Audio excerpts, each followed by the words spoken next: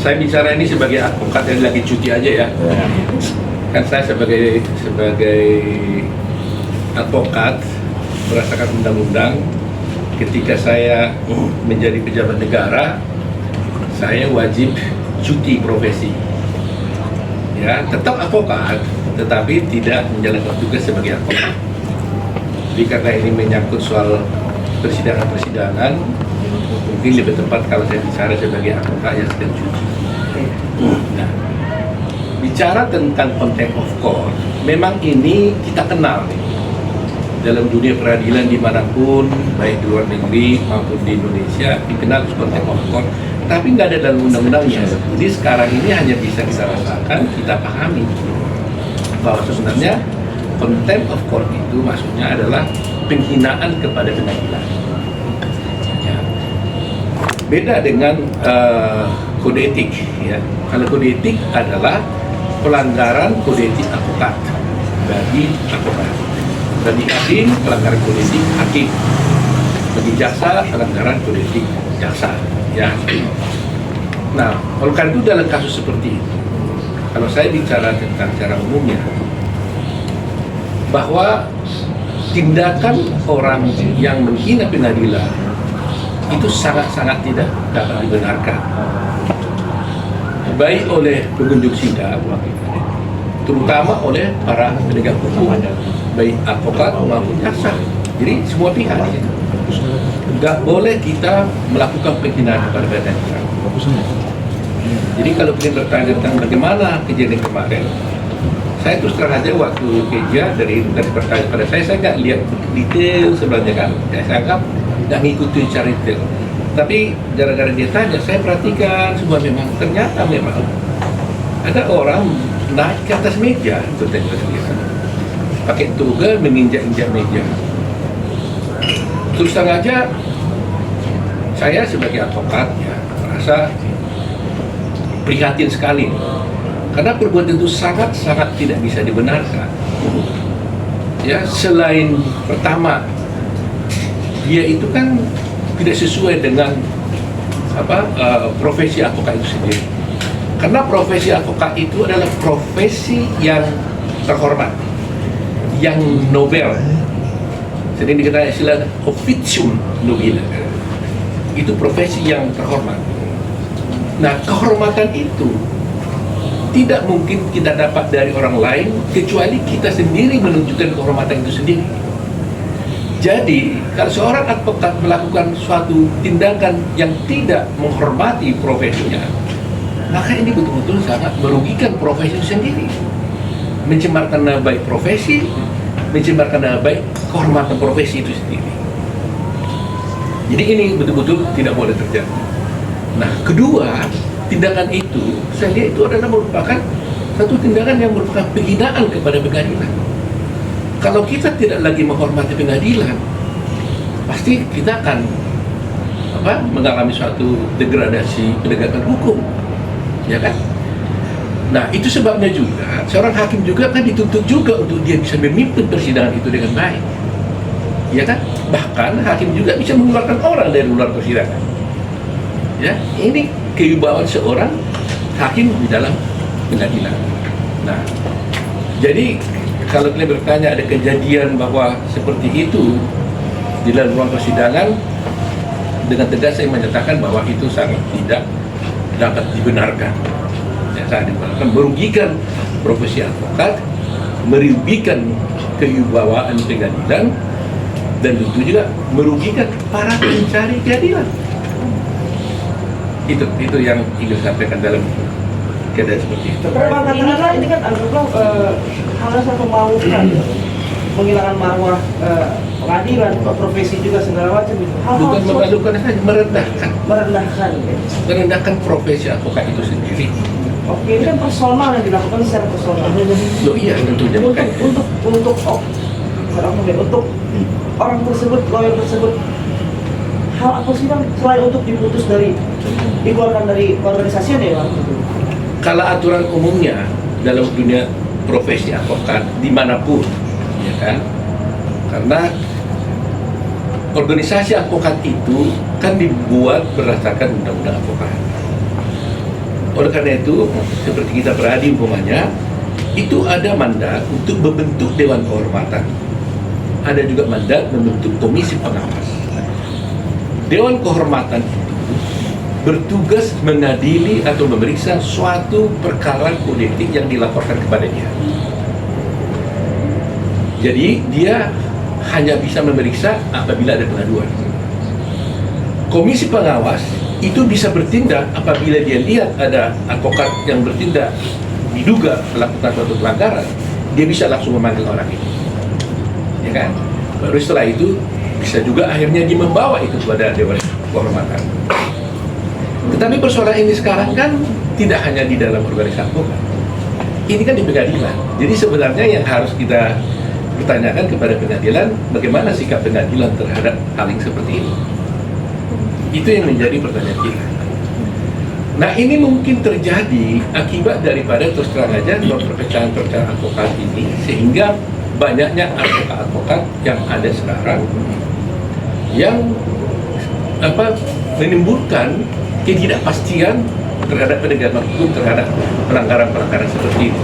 Contoh, kalau dulu pertama kali Peradi saya dirikan, jelas itu Ketua Mahkamah Agung Pak Bagirmanan dilanjutkan oleh Pak Hari Bentupa, Ketua Mahkamah Agung kemudian itu menyatakan bahwa untuk bisa beracara di pengadilan harus memiliki kartu pengenal advokat yang dikeluarkan oleh Peradi.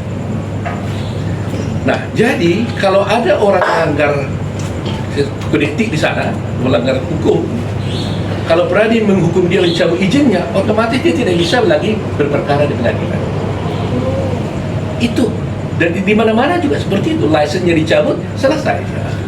Sehingga kewibawaan organisasi itu terlihat, dan itu membantu proses persidangan di pengadilan. Karena dengan kewibawaan organisasi advokat, maka pengadilan pun akan menjadi terhormat karena dijaga oleh organisasi advokat yang kuat.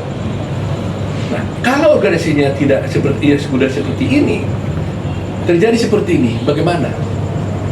Bagaimana tindakan pengadilan? Karena kewenangan pengadilan hanyalah terbatas kepada penyumpahan advokat. Jadi umpamanya organisasi advokat mengangkat seseorang advokat, kemudian diajukan ke pengadilan untuk bersumpah di pengadilan tinggi. Karena undang-undangnya mengatakan seorang advokat sebelum menjalankan tugasnya, dia wajib bersumpah di pengadilan tinggi. Hanya satu pasal ini, campur tangan pengadilan kepada dunia advokat ini. Nah, dulu yang boleh mengajukan penyumpahan itu hanya Peradi. Nah, sekarang yang boleh mengajukan penyumpahan seluruh advokat. Nah, seandainya lah ada yang melanggar seperti menghina pengadilan, oleh organisasinya itu dicabut izinnya umpamanya, kemudian orang ini pindah ke organisasi advokat yang lain, kan nggak bisa diapa-apain juga, tetap dia bisa beracara. Yang lebih parah sekarang ini ada tendensi advokat setelah diangkat oleh satu organisasi advokat, kemudian disumpah oleh pengadilan tinggi, lantas dia kan bisa beracara, kemudian melanggar sesuatu seperti ini, melakukan penghinaan pengadilan, dia menyatakan keluar dari semua organisasi manapun dia ada. Umpamanya dia menjadi organisasi, masuk di organisasi X, dia bilang saya keluar dan tidak mendaftarkan dirinya sebagai advokat sebagai anggota daripada organisasi itu. Bayangin, siapa yang mengawasi dia? Ini yang betul-betul sangat berbahaya. Jadi ada satu individu mengaku diri sebagai penegak hukum, tidak terdaftar di organisasi advokat manapun, dia bebas berkeliaran melakukan perbuatan hukum apapun. Dan kalau dia menipu kliennya, dia tidak ada satu orang pun yang bisa menindak dia. Itu mengerikan. Karena itu tendensinya sekarang. Dia bilang, ngapain saya daftar jadi advokat organisasi apapun? Supaya saya bebas berbuat apa saja. Nah, ini berbahaya. Itu legal bang sekarang bang? Kenyataannya, faktanya banyak. Dia punya bas, Pak. Punya bas. Dia punya bas. Oke. Katakanlah, diangkat dia oleh organisasi. Jadi advokat kan? Kemudian disumpah oleh paling tinggi. Kemudian berpraktek. Setelah itu dia keluar dari organisasi advokatnya. Lantas kalau dia melanggar kode etik, siapa yang mengadili? Kalau selama ini isunya kan dia pindah, masih mendingan di tempat lain dia bisa diadili. Ini enggak, dia enggak pindah, dia keluar, tidak mau jadi anggota organisasi advokat. Ini yang selalu saya suruhkan itu. Jadi ini yang harus dipertimbangkan oleh semua para pihak yang terkait. Bahayanya. Nah, akibatnya apa? Yang rugi pencari keadilan, yang rugi klien-kliennya. Klien-klien itu kan pencari keadilan. Jadi bayangkan seorang advokat tidak terdaftar di dalam satu organisasi advokat, melakukan proses bantuan hukum, dia tipu kliennya, nggak ada yang bisa mengadili. Kecuali penipuan mungkin bisa dibawa ke polisi. Tidak. Inilah yang berbahaya dalam sekarang. Bang, mungkin nggak bang ketika hal itu terjadi maka pengawasan itu ada di pengadilan tinggi karena resensi keluarnya dia beracara itu dari advokat itu kan dari abang bilang pengadilan tinggi hanya satu ayat itu, satu pasal itu yang terlibat langsung di dalam organisasi advokat. Apakah dari pengawasan pengadilan tinggi ini bisa untuk Pengadilan tinggi tidak punya kewenangan apapun mengawasi advokat. Kewenangan mengawasi advokat itu adalah di dalam organisasi advokat. Makanya single bar kan, makanya kan undang-undang advokat dibuat. Bahkan di dalam undang-undang advokat disebutkan setiap anggota advokat, setiap advokat wajib menjadi anggota daripada organisasi advokat itu, wajib ya. Supaya apa? Ya supaya diawasi. ada kontrol? Karena dia diangkat oleh advokat itu, diberhentikan juga oleh organisasi advokat itu. Diangkat oleh organisasi advokat, diberhentikan oleh organisasi advokat. Nah sekarang kita angkat dia kemudian berpraktek sebagai advokat setelah disumpah oleh pengadilan tinggi, terus dia keluar dari organisasi advokat itu, bebaslah sebebas bekerja. Seperti dia yang bekerja di hutan belantara. Ini nggak dipikirkan orang. Nah tentunya ini harus menjadi perhatian kita. Karena kalau ini terus dibiarkan, akan korbanlah para pencari keadilan ini. Rakyat kita ini akan korban semua. Dan itu bisa kita, diri kita, ibu kita, tante kita, opung kita, semua bisa jadi korban. Jadi padanannya gampangnya, kalau seorang dokter tidak punya kualitas, tidak punya kemampuan, tidak ada yang bisa mengawasi dia nyuntik orang mati, ya nggak ada masalah. Bayangkan itu. Nah itulah sebabnya dari dulu kita menuntut supaya single bar ini kualitas, ada yang mengawasi dia.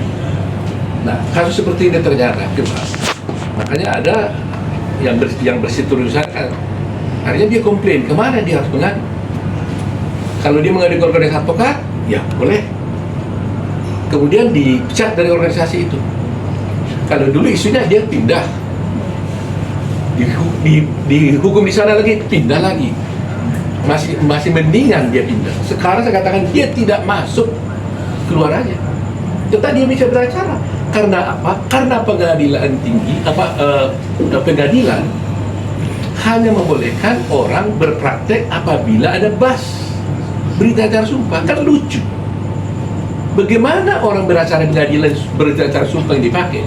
Sebenarnya kartu pengangkatan dia sebagai advokat dong, bahwa dia sah menjadi advokat. Nah kalau keluar dan pindah itu kan hal yang wajar ya Pak. Tapi kalau dikejar, berarti kita sudah mencederai Pak, sudah membuat hal yang tidak baik. Kalau sudah dipecat, apakah bisa pindah ke yang lain atau yang lain berhak menerima? Kenyataannya seperti itu. Kenyataannya diterima lah juga. Saya udah katakan, seandainya pun umpamanya pindah, masih mendingan. Berarti dia masih mau diawasi. Ini saya bilang dia nggak mau pindah. Dia nggak mau daftar aja di organisasi advokat. Toh dia bisa beracara. Bahaya kan? Bahaya. Jadi ada seorang penegak hukum bekerja menegakkan hukum, bisa menerima fee dari kliennya, tapi tidak satu pun yang bisa mengawasi dia. Bang, terkait sidang kisru kemarin kan Bang Hotman Paris meminta langsung ke Toto nggak Bang terkait meminta bantuan saat sidang kisru kemarin? Kita kemarin udah sempat disonding juga sama Bang Hotman, rekan saya Oto Hasibuan gitu. Ya, dia kan sahabat, teman sejawat. Dia ngomong di media, saya lihat juga dengar. Tetapi saya hanya terbatas, tentunya saya bisa membantu apa. Ini seperti saya sudah sampaikan tadi masalahnya, ya kan? Saya hanya bisa menjelaskan secara umum pernyataan saya seperti ini. Kalau ini kan saya bisa bertanggung jawabkan. Dan ini adalah tuntutan setiap orang, tuntutan semua rakyat Indonesia. Hendaknya seorang advokat itu adalah bermartabat, Nobel, terhormat, menjaga kode etik, ya, terus melindungi kliennya. Itu tugas seorang advokat dan wajib untuk menjaga kehormatan martabat pengadilan. Kita ini udah puluhan tahun jadi advokat ya. Saya bisa paham. Kadang-kadang kita pun banyak juga berbeda pendapat dengan sikap daripada pengadilan, umpamanya hakim. Ya namanya bersidang kan selalu ada perbedaan pendapat. Bisa juga kita jengkel, bisa, saya paham. Tetapi apapun yang terjadi, kami ini tidak pernah berani berbuat seperti itu. Nggak pernah. Dan tidak akan berani. Bahkan yang paling parah pun, yang paling serius pun kita lakukan, pasti kita walk out. Kalau kita tidak setuju dengan suatu sikap pengadilan, paling kita walk out. Dan walk out pun kita harus terhormat. Kita sampaikan, Pak Hakim, kami tidak sependapat dengan ini. Oleh karena itu demi kepentingan klien kami, dalam pembelaan kami, bla bla bla, saya dengan ini mohon dengan hormat kami meninggalkan persidangan. Itu pun sebenarnya sudah sangat berat hati kita lakukan itu. Tapi tetap dengan hormat. Tidak boleh tuduh-tuduh kau begini-begini, nggak bisa. Karena itu kewajiban pengadilan. Tetapi saya juga tentunya mengharapkan supaya pengadilan juga menjaga kehormatan itu. Nah, dalam seperti ini ya, kalau ada pertanyaan bagaimana menyelesaikannya, harus kita kembalikan kepada pengadilan. Prof, oknum tersebut malah melaporkan hakim ke judisial dan boleh minta pendapatnya nggak? Ada yang aneh kan, maksudnya dia sudah salah tapi malah melaporkan ke judisial dan ke MA. Ya kalau orang melaporkan haknya, soal siapa nanti yang benar kan nanti komisi judisial yang akan memeriksa. Tapi kalau orang melapor, kalau dia merasa seseorang hakim diduga melakukan suatu pelanggaran, memang jalurnya dia harus melaporkan kepada komisi judisial.